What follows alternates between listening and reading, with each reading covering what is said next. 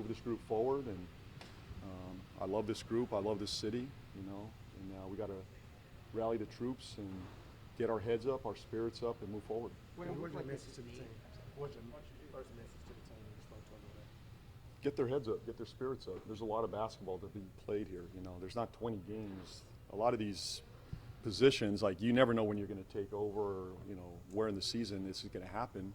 We have 70 games to go, basically a whole season.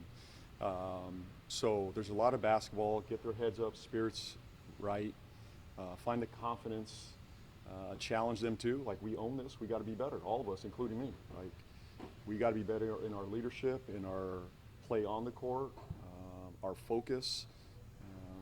You know, that's our job right now. So, but we have time to improve. There's plenty of time in this basketball season. We've had the toughest stretch, I think, in the NBA so far. It doesn't get any easier. You look at these next three, it doesn't get any easier. So we got our work cut out for us. But there's a lot of basketball. We want to build an identity. Like, you can clearly see on the floor right now, who are we? That's what we have to identify. And it's not going to happen overnight. Like, tomorrow night's going to be some magic wand. I wave and we have this magic identity. It's going to take, it's a process. It's day by day. It's our habit work, how we communicate, how we work on the floor. Obviously, it starts with me in giving clarity and direction on players' roles. I have met with players. I don't have all the answers for them right now, but I've tried to share as much as I can with them, where they stand, where I'm at, and how I see this team moving forward. What's the identity that you want this team to have?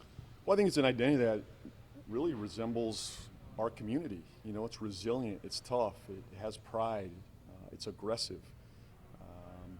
And I think identity-wise, it starts there, just an overall physical, aggressive group that plays with force, that plays together. I'm a big believer in playing together, sharing the ball, moving the ball. You know, last time I was in the seat, my team led the NBA in assists. I believe in trusting it, sharing it. I grew up under the San Antonio Spurs, where people moved the ball, shared the ball, and trusted it. That's what I want to see. But at its core, we've got to be a more resilient, tough, physical group, period.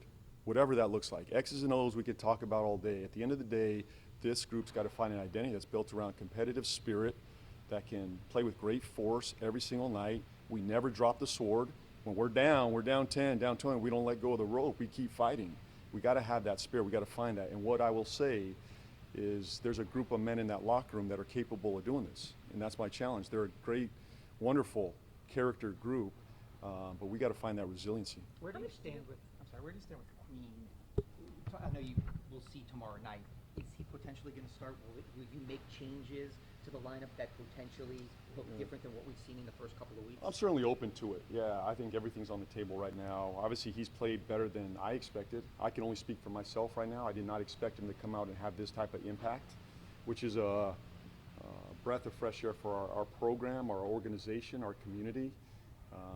I see a lot of value in him. So could he potentially start? Yes. Could he come off the bench? Yes. I don't have those answers right now. We'll see what tomorrow looks like. It's just a very fluid situation right now. We got a lot of pieces. I think my biggest challenge right now is how to figure out this rotation. Who plays well together? You got Zion potentially coming back. You got Queen in the mix. You're starting a rookie point guard. What does that look like?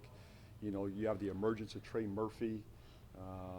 You know, Jose's still there. Like, there's a lot of moving pieces here, and we have a number of bigs that can play.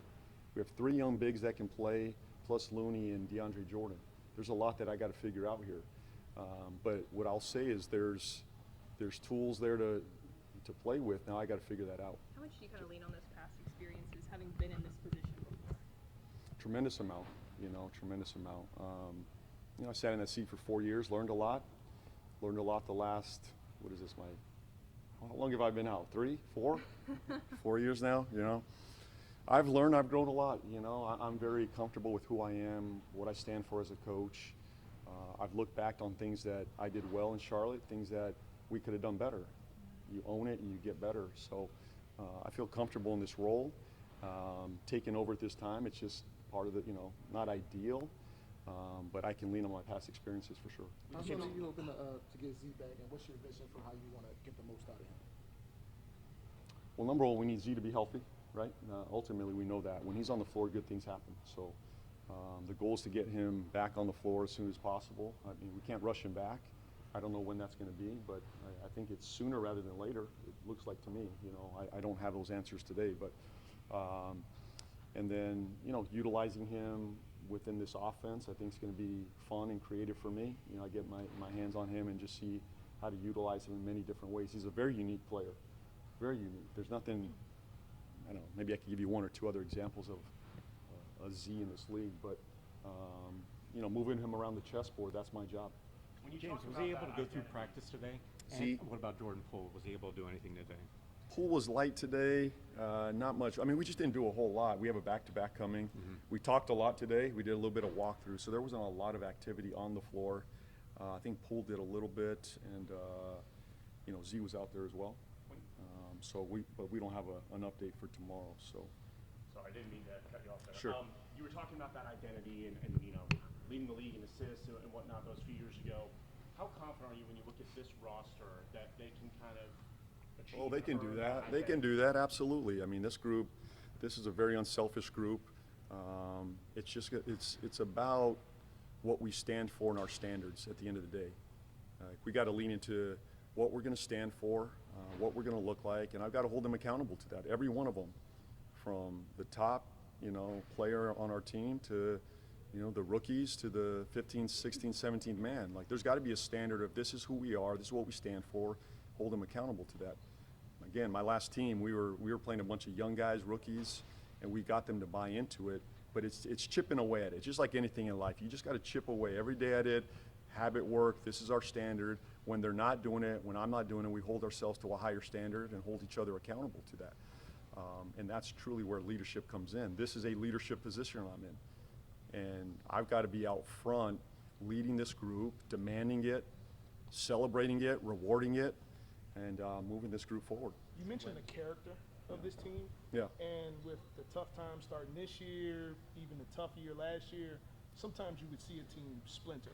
For you to mention how good the character is that maybe one of the most encouraging things? Yeah. Like trying to turn this around? No, this group's still together. I don't feel that at all. This is not a splintered group.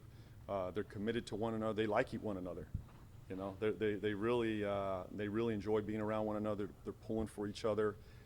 It's a connected group. So that we do have that behind us. This is a talented group, a talented roster that's together. I'll take my chances with that. When you're evaluating which pairings work well together, which lineup groups work together, how sensitive are you to the fact that, hey, this is still early in the season, samples might not be where they need to be to act upon, versus, okay, we've kind of seen enough, maybe we do want certain changes or certain pairings on the court together?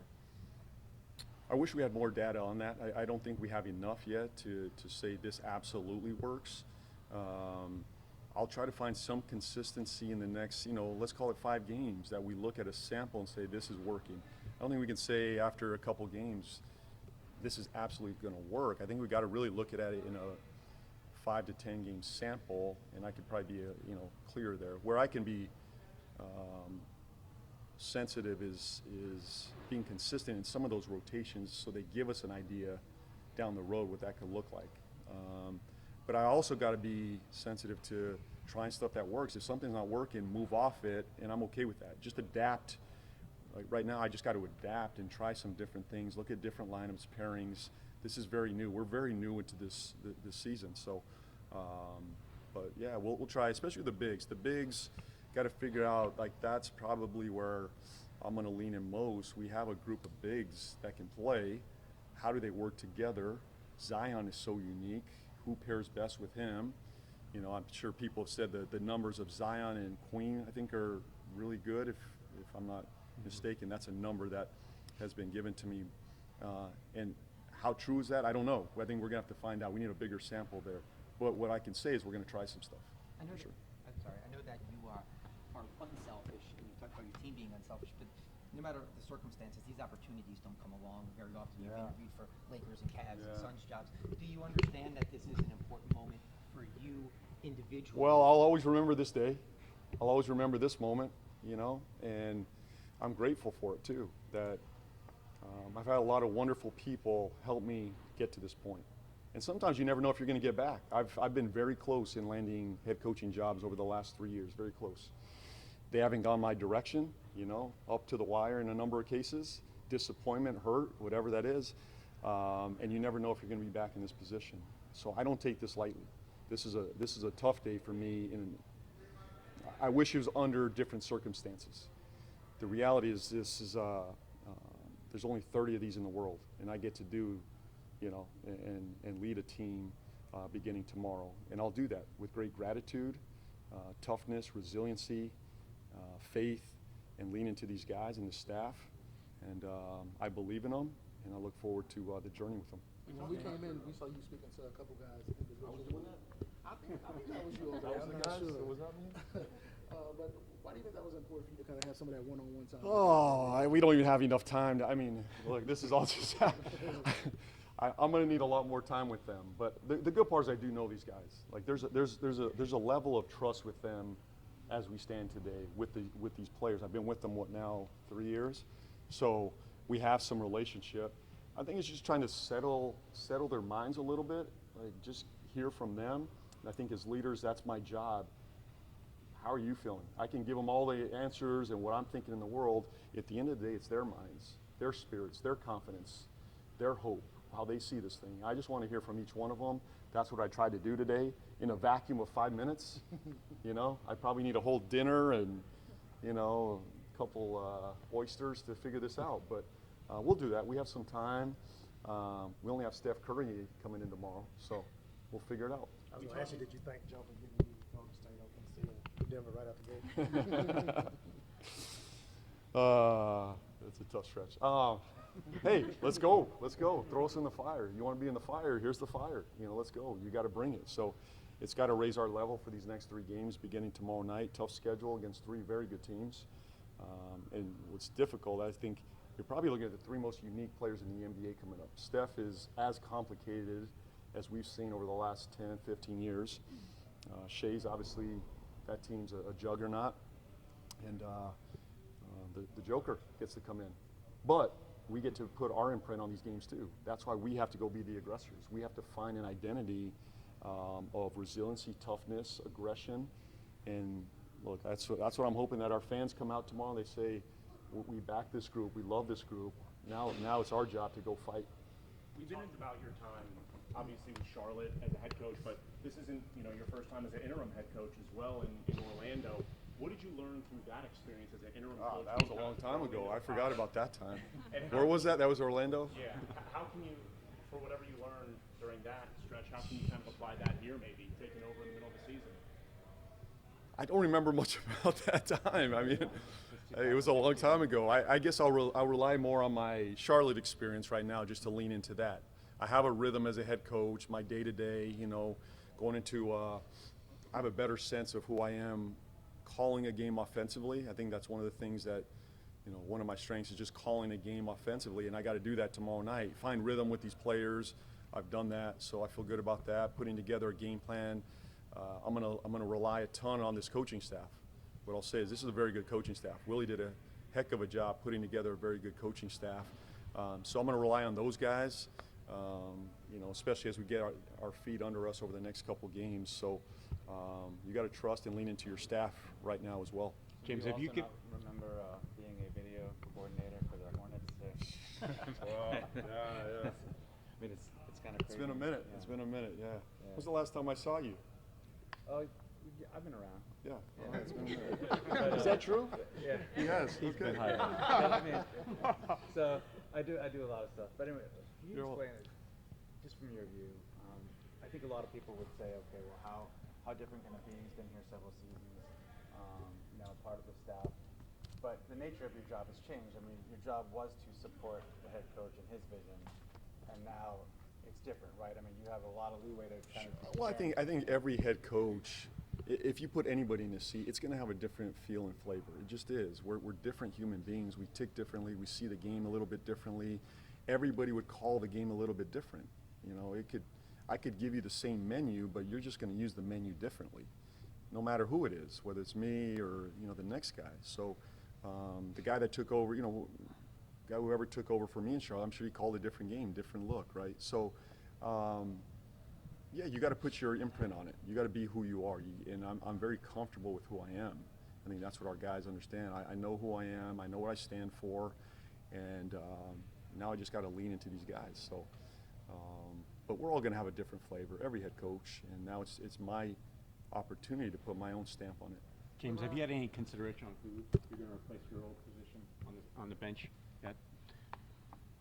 I'm sure you probably haven't had time to even think about that. Hey, Yeah, let me put that on my list too. Let's put that on my list. Patty, can we put that on the list? Replace yourself. Replace yourself.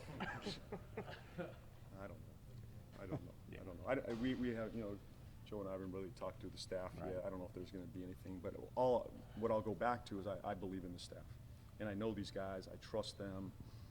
There's a lot of manpower here, and it's my job to pull even more manpower out of them and maximize that group. It's not just the players. If we got a staff that's fully committed, aligned, pushing this group forward, our players are only going to be better for that. So that's my job, and I believe in that group. David, do you have a message to the fans who sound like No, don't give up. Don't give up.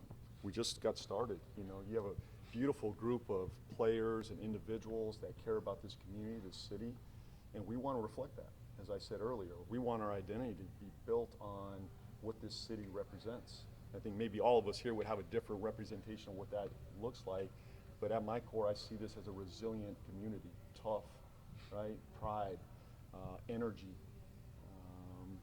They show up every day, they do their job, and I think that's what I'm looking for in our players, and we want to reflect that for our community. That's who they are.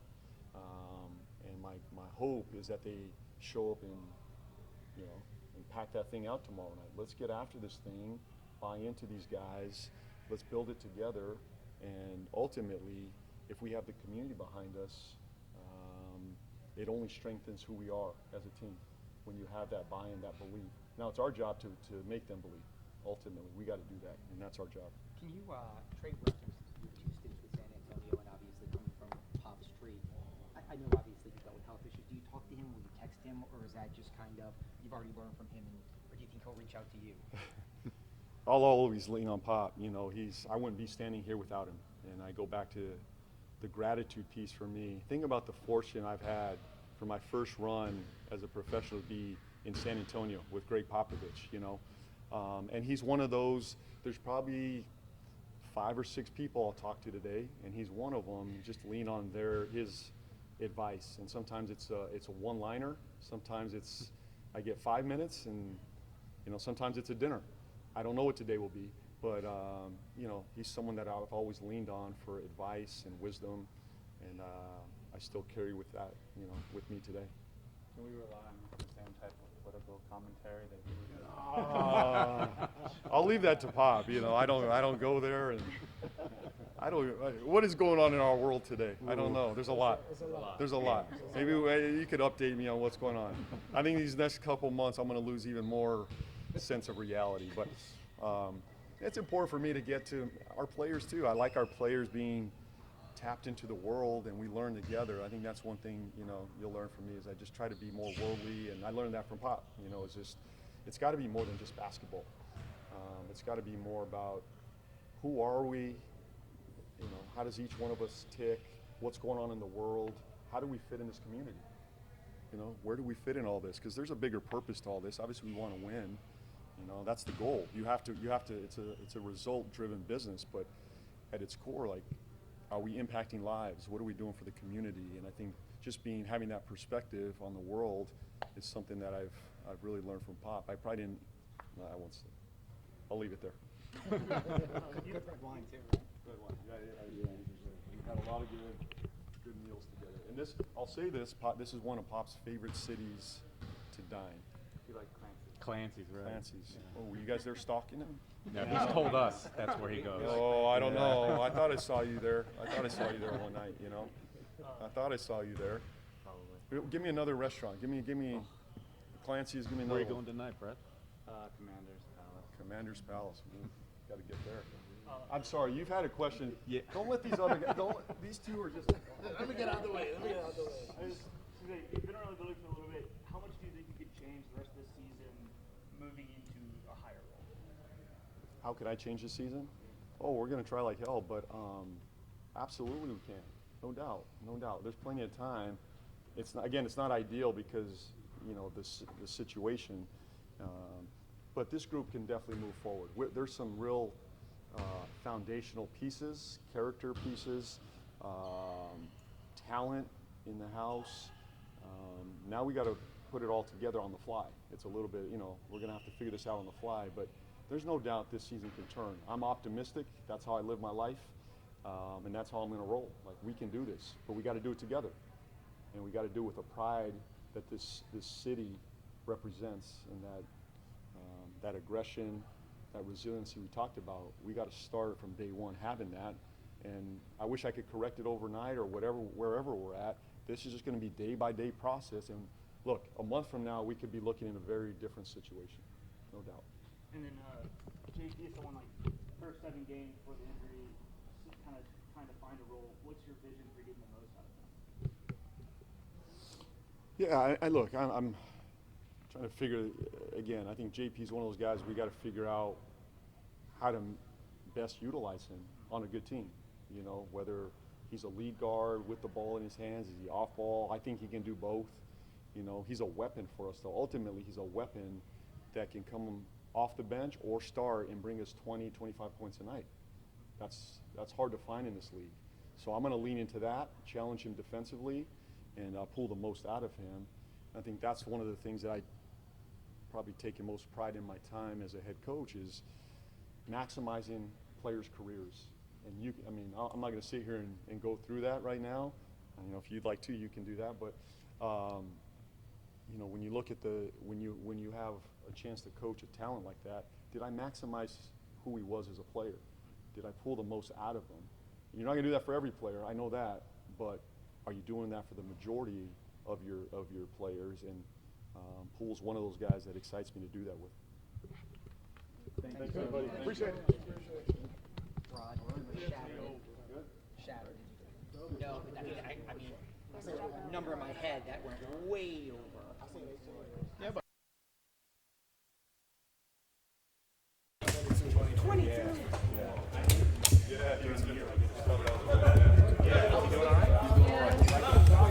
17. Good. That's a year fun. Big year. Yeah. I also have to cover the Saints and LSU and everything else, so I'm not always. It's been a minute, yeah. But yeah, no, I'm still in touch with Harold. You wouldn't know this, but I was at the Mets game in 2018. You and I both tickets. You were a little. Oh yeah. Remember that? Yes. Yeah. Yeah, it was like summer of 2018. That's awesome. It says a lot about it. I know Brett. Seth? Yes. How you doing? That was my son. she never needs an introduction. Alvin, nice to meet you.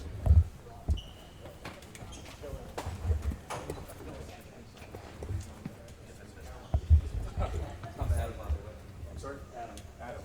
Nice to meet everybody. You too, boss.